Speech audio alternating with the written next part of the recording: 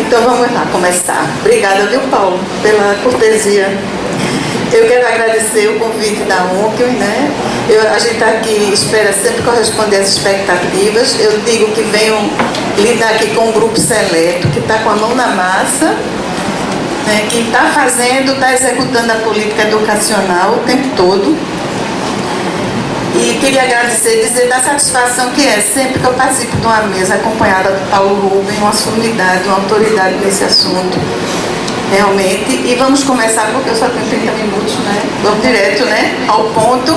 Eu vou pedir licença para ficar em pé, mania de professor, né? Professor, se o senhor quiser descer. Posso? Ah, ótimo. Eu não sei bem se eu sei lidar com isso, mas vamos tentar. Não, deixa que ele vai passando, tranquilo. Ah, só é só pedir. Próximo. Então deixa eu vir para cá. Não tem tanto protocolo assim. Não tem, né? Deixa eu ficar, eu acho que eu vou ficar aqui porque eu não fico na frente de ninguém, não? Não, mas estão lá e cá, a senhora pode ficar. Pronto. Mas tá bom aqui, posso ficar aqui?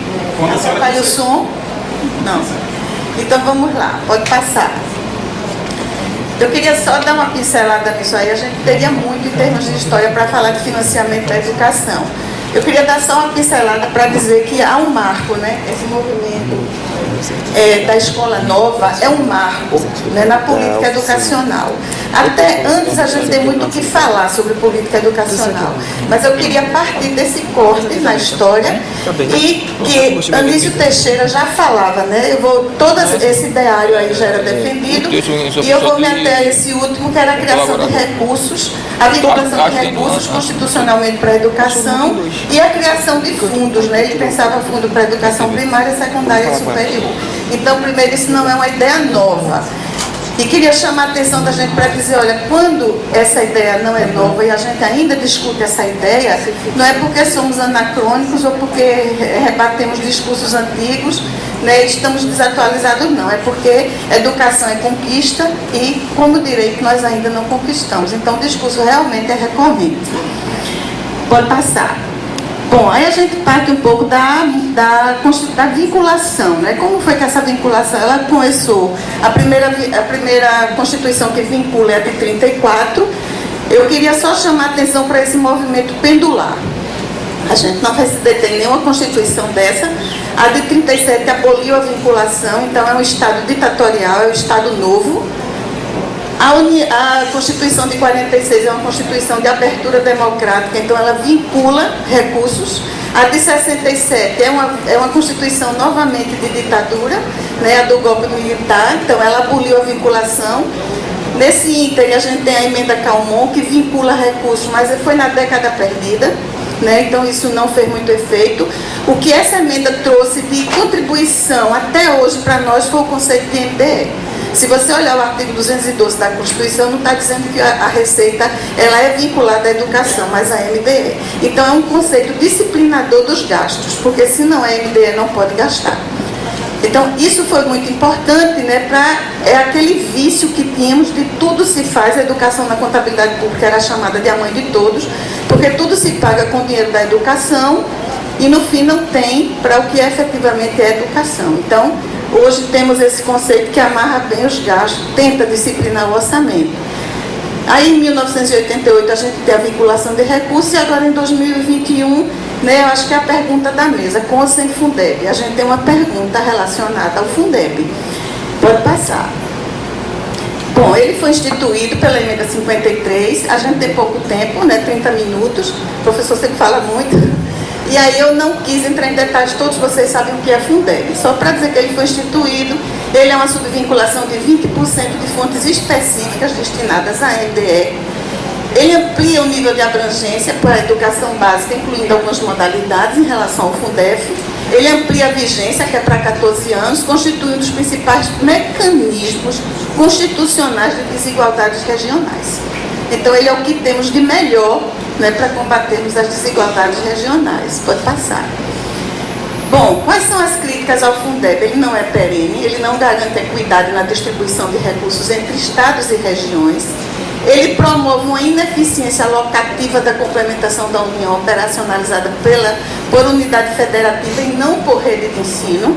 E essa crítica é muito relevante, porque ela vai repercutir agora no substitutivo, né, do projeto de lei de reformulação do Fundeb. Ele toma como referência de distribuição custo-aluno ano uma concepção economicista que desloca a discussão técnica do custo da qualidade para valores de complementação. Então aqui a gente gasta o que tem, né, e sempre voltado para uma qualidade mínima, e nunca o que deveria ser, se pensássemos a educação como direito, como uma das alavancas para um projeto de nação desenvolvida e soberana. Pode passar. Bom, aí temos o CAC e o CAC, né?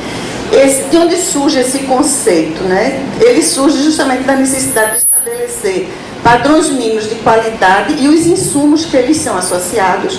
Surge como estratégia de política pública capaz de vencer a histórica desigualdade de ofertas educacionais no Brasil. Ele é um mecanismo criado pela Campanha Nacional pelo Direito à Educação em 2002. Eu gosto de chamar a atenção, pode passar, que isso não é uma coisa nova. A nossa LDB está emendada, a nossa Constituição também, né, ora com avanço, ora com retrocesso, mas o CAC, ele surge da necessidade de regulamentar um artigo da LDB que nunca foi sequer alterado, que é o artigo 4º, inciso 9. Né? Então, primeiro, eu chamei a atenção ali, né, para dizer que ele está incluído nesses dispositivos legais, que eu não vou ler para vocês, pode passar. Ele tá como princípio, né? Ele emana, aliás, ele não está, mas ele emana desse princípio do artigo 3º da LDB, que é a garantia de padrão de qualidade. Então, veja a palavra, garantia, temos que garantir um padrão de qualidade, pode passar. E aí está o artigo 4º, olha o que diz o ensino 9. O dever do Estado com a educação escolar pública será efetivado mediante garantia de padrões mínimos de qualidade, mas como esses padrões são definidos? Como a variedade e a quantidade mínimas por aluno de insumos indispensáveis ao desenvolvimento do processo de ensino-aprendizagem. Então agora eu não vou olhar o que eu tenho para gastar, mas quais são os insumos que eu necessito para ter uma qualidade mínima de educação. Muda, desloca completamente, né, o foco técnico disso aí e político. Pode passar. Ele representa um esforço inicial com uma qualidade, esse CAQ, é por isso que tem o I, né? Ali um Izinho minúsculo, e oferece a perspectiva de avançar para o CAC, que é o custo-aluno qualidade. Bom, ele está como meta intermediária, né? Ele é a meta 20, estratégia 20.6, a gente tinha que ter atingido o CAQ até 2016, 2 anos após a publicação do PNE 2014, e tínhamos que ter chegado ao CAC em 2017. Não foi possível. Pode passar. Bom, ele será parâmetro para o financiamento da educação em todas as etapas e modalidades. Isso está dito na estratégia 20.7 do plano, né? E ele é voltado para a qualificação e remuneração do pessoal docente, aquisição, manutenção, construção e conservação de instalações, aquisição de material didático escolar. Pode passar. Bom, a gente está nessa discussão, vou dar um salto agora, né, para isso que o Meirelles chamou de reversão fortíssima. Né? Isso é o apelido de um arcoxo bem grande, né, que tem um nome também interessante, né, assim, bonito, que é o ajuste fiscal. Então ele vem com essa reversão fortíssima, essa reversão materializou-se, né, ao instituir o novo regime fiscal, que é a emenda 95. Então ela carrega em seu bojo regras que afetam diretamente os gastos do governo federal com a área da educação. Né? E qual é o argumento da equipe econômica? Eu acho que isso agora interessa de perto para nós, né, que estamos nos conselhos, nos municípios e que temos como é importante, né, a função de vocês, como é importante esse colegiado. Então o argumento é que a aplicação pela União em despesas como o NDE, no mínimo 18% da receita líquida de impostos, é a que se submete ao limite dos gastos estabelecidos. Os valores mínimos de aplicação relativos a 2017 serão preservados nos próximos 20 anos com a correção pelo IPCA. Então, assim, calma, minha gente, o que está submetido à emenda 95 são os 18%. O resto não. Os estados e municípios estão livres para aplicar. Vamos passar. Muito simples isso, né? Aí eu trouxe esse quadro, que está aí na Lei Orçamentária de 2017. Esse quadro é retirado do CONOF, né, que é um estudo técnico aprimorado da Câmara, é confiável. E aí, veja só, dos 85 bilhões que o MEC gasta com manutenção e desenvolvimento do ensino os 18%. Só grava, minha gente, isso aí em 52 bilhões. Ou seja, ele arca com 60% de tudo que ele precisa. Quando você vai para o valor total, esses 18% representam apenas 40% dos gastos. Se a gente tivesse tido tempo para vir historicamente discorrendo sobre o financiamento da educação, a gente vai ver a constante, a recorrente desresponsabilização do governo central com a educação básica desde o tempo da coroa. Desde que o governo central era representado pelo Império, pela coroa. Então está aí, mais uma vez, explícito nesse quadro, que é um quadro realmente oficial do MEC, que pode passar. Outro argumento da equipe econômica: não há limitação de gastos para os entes que atuam prioritariamente na educação básica. Preservam-se os mecanismos de financiamento estipulado no Fundeb e a vinculação de 25% da receita líquida de impostos dos estados, Distrito Federal e municípios a serem aplicados em MDE. Pode passar. Eu já falei, desse argumento. Nessa configuração de responsabilidade pelo financiamento da educação a cargo dos entes federados, a parte das despesas com a educação não será afetada pela emenda.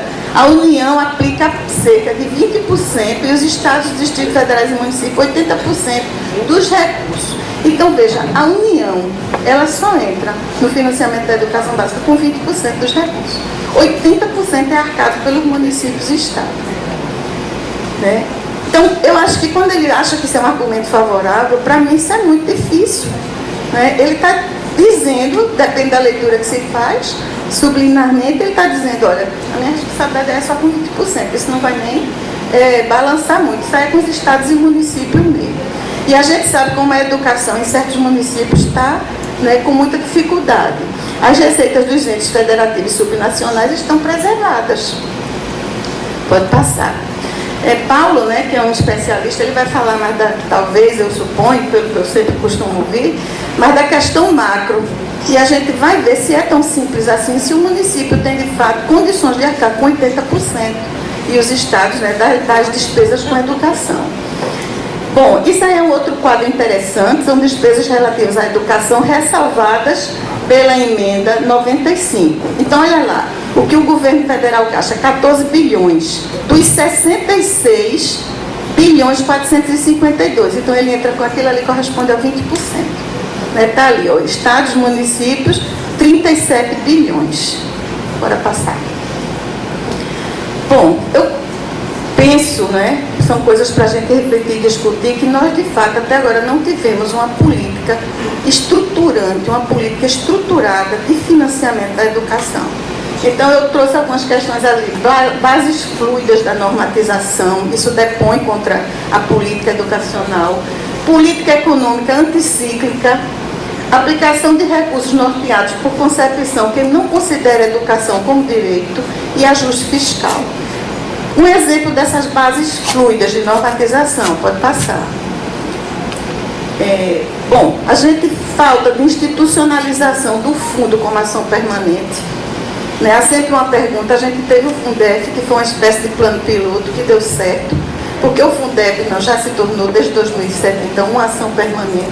A gente agora está na iminência desse fundo, numa conjuntura política dificílima, que fragiliza a educação, e a gente tem um mecanismo importantíssimo para a educação que se extingue agora em dezembro de 2020. Falta de regulamentação do CAQ e do CAC. Então, esse conceito foi discutido, surgiu um parecer número 8 de 2010, que não foi homologado para se tornar uma resolução, e a minha crítica é que, tá bom, esse parecer tem algumas críticas que são pertinentes, porque ele trata de precificação de insumos e trabalhar com custo aluno qualidade. Qualidade é um conceito de dificílima mensuração, mas isso, no mínimo, teria que ter uma discussão mais ampla, ele teria que ter sido foco de discussões, e ele começa, esse parecer passa um tempo engavetado, e ele começa a ser discutido novamente na gestão de Renato Janine, quando ele assumiu como ministro da Educação. Ele criou um grupo, MEC-CAC, uma comissão para estudar isso, e brevemente ele saiu do ministério, e isso ficou paralisado mais uma vez. Falta de regulamentação do regime de colaboração, isso é um calo. Até agora isso não está regulamentado. falta de regulamentação do Sistema Nacional de Educação e falta de definição de parâmetros nacionais de qualidade para a oferta. É muito tranquilo, é muito fácil relacionar desempenho de aluno com salário de professor. A questão não é tão simples assim e tão linear assim como possa parecer. O professor ganha melhor, está ganhando piso, né, que para muitos parece que o professor enriqueceu com isso. E aí, cadê o desempenho? É só o professor que responde pelo desempenho? Ou o desempenho de aluno é uma questão multicausal, multifatorial? Então, há estudos que falam, né, da definição de parâmetros nacionais de qualidade da oferta. Pensar a infraestrutura das escolas, pensar a localização em termos de desenvolvimento desse município, como é que está o IDH desse município, né? Pensar a gestão, as boas práticas de gestão ou não, são questões que precisam para repercutir na qualidade. Como não temos um regime de colaboração regulamentado, como não também tivemos um Sistema Nacional de Educação, embora ele esteja posto na Constituição, por força de emenda constitucional, e apareça no plano, a gente não tem esse sistema, então como produzir parâmetros nacionais de qualidade? Era interessante produzir isso porque teríamos indicadores, e a partir dos indicadores, um município não atingiu desses indicadores, ver o que é que está acontecendo e fazer uma redistribuição melhor desses recursos. Também tem crítica sobre isso? Tem estudos sobre isso? Tem. Mas são proposições para a gente pensar e sair desse maniqueísmo, né? Salário de professor, desempenho de aluno. Eu já soube até, né, de prefeitos que, quando o professor chega na mesa para negociar o salário, ele bota também o resultado do IDEB. E diz, você veio negociar salário, ou o IDEB do município. Né? Como se o professor fosse o responsável exclusivo pelo baixo nível no IDEB. Vamos passar. Bom, a questão da política anticíclica. Eu trouxe um exemplo aí, isso aí foi no Tempo, isso aí é o Diário de Pernambuco, de março de 2009, no caderno de política, quando as prefeituras deixam de receber 98 milhões, sabe de quê? Da redução do IPI sobre os automóveis, linha branca, de eletrodomésticos, material de construção, porque o que forma o FPM e o FPE é um percentual do IPI. Quando eu reduzi o IPI, então isso repercutiu na educação. É muito difícil, né, a nossa grande população entender, nós que estamos nos conselhos, que somos professores dessa área, que discutimos isso, a gente entende. Eu fico pensando, e com essa mídia que a gente tem, como é que a população ia entender isso? O prejuízo que estaria tendo. Né? Todo mundo de carro novo, todo mundo renovando sua geladeira, todo mundo feliz. Né? E a educação sofrendo com isso. Tem um autor, Saviani, que todo mundo conhece também, que é o Demerval Saviani, que ele diz uma coisa muito importante, porque aqui não vai nenhuma crítica específica a essa ação da economia, porque se não aquecesse o mercado, haveria desemprego. Se houver desemprego, se perde no salário de educação. Então, qual é a situação da educação? Se ficar o bicho pega, como deve ficar o bicho pega. Se não perder no FPM, perderia no salário de educação. A crítica de Saviani é o atrelamento da área social à área econômica de forma subalterna. O atrelamento tem que ter, porque ele diz, eu não ignoro que é na área econômica que se forjam os recursos. Mas esse atrelamento subalterno, que se tiver o recurso, a educação tem dinheiro, se não tiver, ela fica sem, né? Isso aponta completamente contra a educação como direito e um projeto de nação desenvolvido. Vamos passar. Isso aí, essa próxima é o verso dessa matéria, né? O prefeito puxando o bolso, não tem nada no bolso, pode passar. Isso aí é um atentado ao direito, né? Isso aí é um atentado. Quando a gente vai para o artigo 70 da LDB, o inciso 1, a primeira coisa que está lá, o que é manutenção e desenvolvimento do ensino. O artigo 70, no capítulo do artigo, diz o que é, e o inciso 1 vai dizer remuneração condigna dos profissionais do magistério. Nós que somos profissionais somos manutenção e desenvolvimento. Sem a gente, nem mantém nem desenvolve o ensino. Mas já houve opinião contrária, pasme você. Eu fui para uma reunião nessa época, né? E é bom que eu digo para meus alunos que começam a rir, eu digo, não pense que eu sou jurássica não, mas é muito bom a gente estar antiga no processo, porque a gente vem, não participando. Eu participei de uma reunião depois dessa matéria, eu, como já fui formada, eu fui da educação, muito tempo da educação do Estado, e essa matéria isso era panaceia, isso era pronto, agora está resolvida a folha. E aí eu ouvi essa barbaridade numa reunião. Alguém disse assim, deixa eu explicar logo o que era isso aí. Olha a matéria. TV supre falta de professor em Noronha. Com recursos do Fundef, foi feita uma parceria com a Associação Roberto Marinho e foi comprado fitas VHS, era o que havia de tecnologia na época, em 2000, vídeos, cassetes, antenas, e botava as aulas para o menino assistir e um facilitador. E aí na reunião foi dito assim, eu quase caí da cadeira, foi dito, tem uma vantagem muito grande, que você bota a fita, o menino não entendeu, quantas vezes ele quiser repetir, a fita repete do mesmo jeito. E professor não, cada vez que o menino pergunta, ele diz de um jeito diferente, aí confunde. Ora, eu chamo isso de novas situações didáticas para facilitar a aprendizagem, para promover a aprendizagem, não chamo isso de confusão.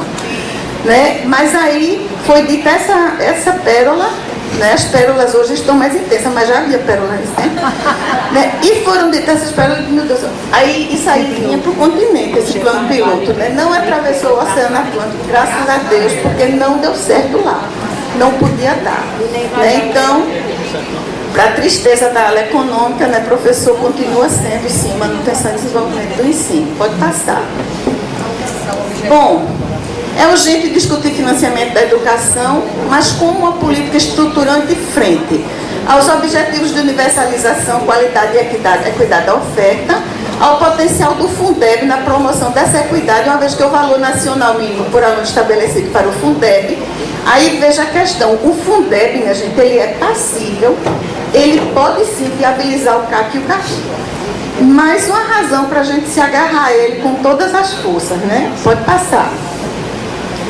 Bom, a necessidade de perenidade do Fundeb, isso é importante. A importância de se legitimar o planejamento, isso está na PEC 2015, né, na PEC 15 de 2015. Legitimar o planejamento, pelo que eu li do projeto, entendi, é o seguinte, a gente tem uma rigidez e um respeito e um rigor, e não está errado, com a lei orçamentária, né? É agosto, né, Paulo? Paulo sabe disso na ponta da língua, né? Agosto que faz? 30 de setembro, não pode passar desse prazo, né? De jeito nenhum, aí ali. Bom, está definido ali, quando houve o piso salarial dos professores, Paulo, eu lembro bem que foi dito assim, a gente não pode dar em janeiro, porque não foi posto no orçamento no ano passado, que seria até agosto ou setembro. É um rigor, então vamos ter rigor também com o planejamento para a educação, é isso que está pedindo. Né? Então, veja, uma das coisas é a importância de legitimar o planejamento como mandamento constitucional e princípio de ordem social e política.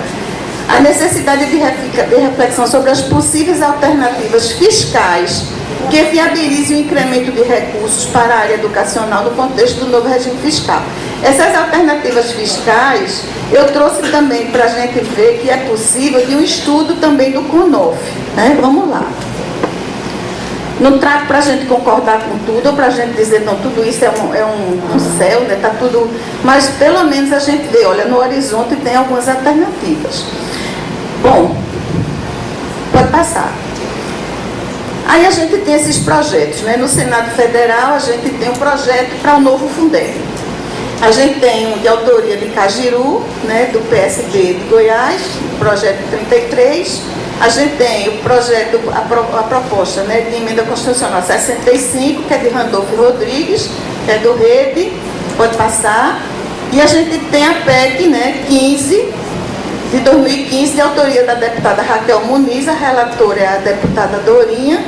Isso aí começou, foi apresentado em 2015, e eu fico também pensando, que seriedade, né, se está levando a educação, porque isso foi discutido em 2015. Se sabia que o Fundeb era até 2020, mas sabe o que aconteceu? Foi arquivado. Né? Tivemos uma nova legislatura esse ano, foi pedido, apresentado um requerimento de desarquivamento, ele foi desarquivado e está tramitando. A gente vai concentrar esforços nele agora, que é o que está mais em evidência. Vamos lá. Bom, ele insere, isso aí, minha gente, com o substitutivo de ontem já teve alteração, eu tenho um substitutivo aqui, né, ele está já publicado. Isso que eu já falei, né, o planejamento como ordem social, que o Fundeb seja perene, que aumente a complementação da União, vamos passar. Bom, isso aí não deu para ver bem, mas isso aí são as emendas. As emendas já, não é, que dá esse projeto. E uma delas é perigosíssima. Eu trouxe até um livro ali para mostrar a vocês, que é uma emenda que fala do voucher. O tal do voucher já foi discutido no governo FHC, né, e ele volta na proposta de emenda do Felipe Rigoni, que é o seguinte: você dá como uma espécie de bolsa, né, família, bolsa escola, você dá o cartão ao pai e ele matricula o aluno em qualquer escola particular e aquele cartão paga a anuidade do aluno. O que iria para a rede pública vai para a mão do pai. Isso é uma ilusão. Eu estou dizendo isso não porque eu acho, eu seja contra, por achar. Eu tenho um livro ali, eu gostaria que, pronto, ela está mostrando, olha, morte, né, vida e morte do sistema americano, que adotou isso aí. O Chile adotou e está voltando para a rede pública. E ela diz coisas terríveis nesse livro. Ela defendeu e ela foi tão veemente que ela conseguiu aprovar isso para um país como os Estados Unidos, aquelas dimensões. Hoje ela está voltando atrás e diz que voltar nos conceitos dela não é nenhuma vergonha, é honestidade. Que isso não está dando certo. Os Estados Unidos estão vendendo seleção.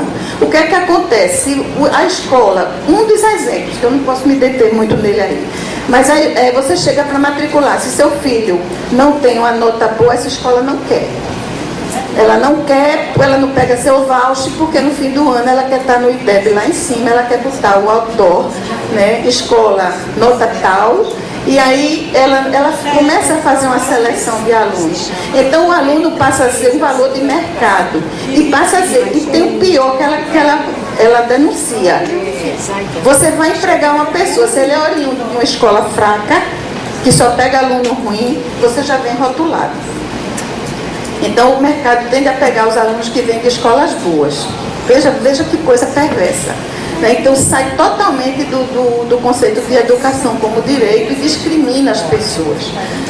Vamos passar. Mas é uma das emendas, viu? Isso é uma forma de privatizar a educação.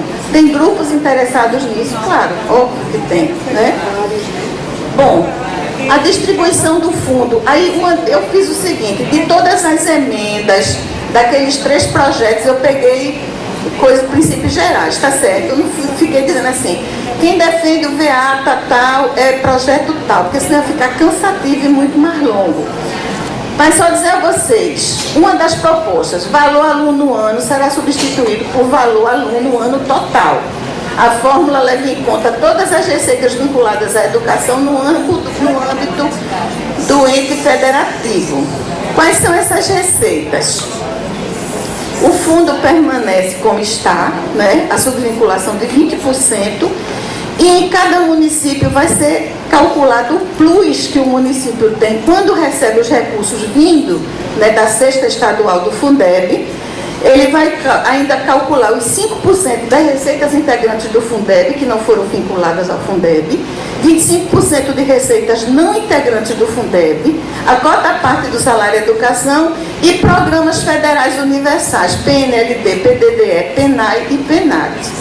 Né, que eu ainda tenho uma discussão, porque o PENAI ele não é considerado MDE, a gente sabe disso. Né? Ele não é, mas aí incluir ele aí, quer dizer, vai dar um plus, mas ele não é MDE.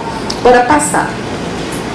Também não sei se dá para ver, mas aí tá, né? Porque em slide, né, PowerPoint, a gente não pode ampliar muito, ele extrapola. Mas está ali as receitas do Fundeb, olha, receitas próprias do Estado, receitas próprias do município, receitas de transferência, e tem ali as não integrantes do Fundeb, né? Então, imposto de renda retido na fonte, cota parte do IOF, vou ler aqui. Né? E nos municípios entra como receita própria o IPTU, o ITBI, o ISS, o ITR, caso o município cobre e fiscalize, né, a arrecadação do ITR, e de transferências o imposto de renda e a cota parte do IOF ouro, logicamente para os municípios que têm a produção do metal. Pode passar. Bom, valor anual por aluno total, considera além das receitas integrantes do Fundeb, isso aí eu já disse, né? Bom, então atribui 2 novos fatores adicionais de ponderação. Isso está nos projetos de lei, isso que eu estou trazendo para vocês agora, que para distribuir recursos a redes municipais e estaduais com baixa arrecadação e para beneficiar redes públicas dirigidas por entes federados com baixo IDH. O argumento é esse, pode passar. Bom, ele modifica o destinatário da complementação da União, esse VAA total, né, dos estados com menor valor aluno-ano do Fundeb para as redes de ensino que possuem menor valor aluno-ano total, independentemente da unidade federativa em que se encontre, de modo a beneficiar municípios de maior vulnerabilidade. A complementação agora não iria por unidade federada, iria por rede. Tá certo? Eu posso ter um estado, nessa perspectiva, um estado como Santa Catarina, que nunca precisou de complementação da União, mas tem um município lá que né? Então, esse valor aluno-ano total, ele busca ser uma lente, né, para enxergar quais são os municípios que não estão. Então, no estudo esqueci o nome, do Tano, do Cláudio Tano, ele vai dizer, olha, por essa lógica ele faz uma simulação, tinha municípios que deixariam de receber recursos e tinha municípios que nunca receberam e passariam a receber. Ele faz uma simulação sobre isso, pode passar. Bom, tem outra proposta que fala do índice de desenvolvimento da educação, que mensuraria resultados. Aí veja, crescimento do percentual de atendimento pela rede pública e aumento de qualidade da educação. Então, o dinheiro vai, quem defende isso aí, que é um índice de desenvolvimento da educação, está dizendo, se o percentual de atendimento crescer e se a qualidade da educação e deve melhorar, isso também, a gente, é muito simples. Isso é uma simplificação muito, até perigosa, né? Isso aí. Bom, parcela da complementação da União destinada às redes em situação de vulnerabilidade social e econômica. Pode passar. Aí agora vem, né, o princípio como ordem social, já falei sobre isso, a gente vai pular, pode passar. Pode passar. Bom, também defende a proibição do retrocesso, entendida como vedar a supressão ou diminuição de direitos a prestações sociais educacionais. Quer dizer, isso aí tira a educação de possíveis, né, ações econômicas que venham a congelar ou a diminuir, em suma, né, uma supressão de direitos, é importante também. Pode passar. Falta quanto, amiga? Ai, meu Deus. Bom, isso aí são as propostas, né, de aumento dos diversos projetos, aumento da complementação da União para 15%, 20% e 10%, pode passar. Bom, aí lá vem o estudo, né, um dos estudos dessa consultoria de orçamento e fiscalização financeira da Câmara dos Deputados, o CONOF, numa nota técnica número 14, ele fala da complementação da União. Então, uma maior participação da União pressupõe o exercício de sua atribuição constitucional e distributiva e supletiva, de forma a garantir a equalização. Vamos passar adiante, que eu quero mostrar a vocês que é possível, não é? Amplitude da aplicação da desigualdade de financiamento observada nacionalmente entre os entes federados, né, tomando como referência esse valor aluno-ano total. Estima-se, veja, agora a pergunta da mesa, né? Olha, a desigualdade entre o menor e o maior valor aluno-ano total cai de 100 vezes para 12 vezes. Então, é melhor com Fundeb ou sem Fundeb, né? E sendo o Fundeb, vocês que vão discutir a política pública no município como conselheiros, sendo o Fundeb, é interessante esse valor aluno-ano total, né? Como a complementação da União cai para 7 vezes. Vamos passar.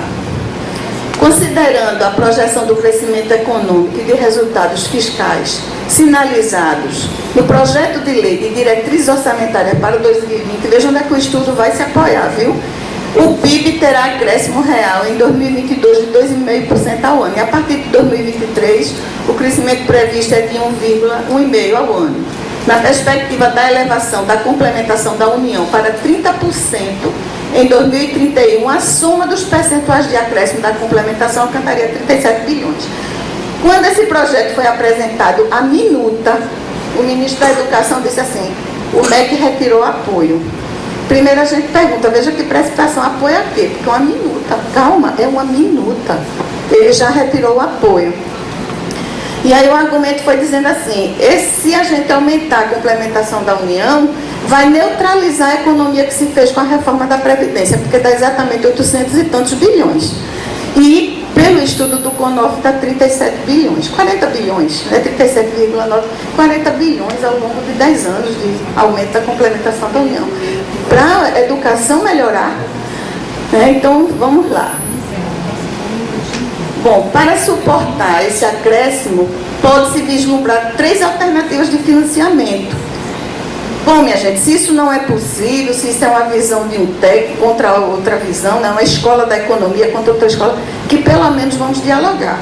Mas você fechar o diálogo e dizer, já retirei o apoio, vou propor outro projeto, é no mínimo precipitado. Não é mais nenhuma novidade. Então, o CONOF diz, olha, pode haver remanejamento de recursos alocados no orçamento, pode haver aumento da arrecadação e pode haver financiamento através de receitas financeiras, operações de crédito, remuneração dos pontos da Tesouro, mas não para por aí, pode passar, para ver se eu consigo, né? Eu acho que eu já extrapolei o tempo aqui. No âmbito do MEC, há um rol de programas e ações. As políticas carecem de avaliação que possibilite seu direcionamento. Né? Transferências voluntárias materializadas no PAR também podem ser redirecionadas, pode passar. Os programas federais de distribuição universal transferem recursos com base no número de matrículas a fim de atender determinada finalidade. Isso é uma natureza regressiva, porque destinam de acordo com o valor per capita, mas não considera as condições, né, de financiamento das redes de ensino. Enfim, a complementação da União reveste de uma natureza singular, porque ela é excluída, então se vier esse argumento também não pode. A complementação está excluída da emenda constitucional 95. Ela não está sujeita a congelamento. Isso é muito importante, pode passar. Bom, eu acho que eu vou dar uma pulada nesses quadros, aí é o que ele mostra, né? Em valores, o que ele afirma, ele mostra em números que é possível. Pode passar, que eu quero chegar. Pode passar, aí pode passar, aí. Deixa eu ver. Execução das despesas, né, decorrentes do petróleo.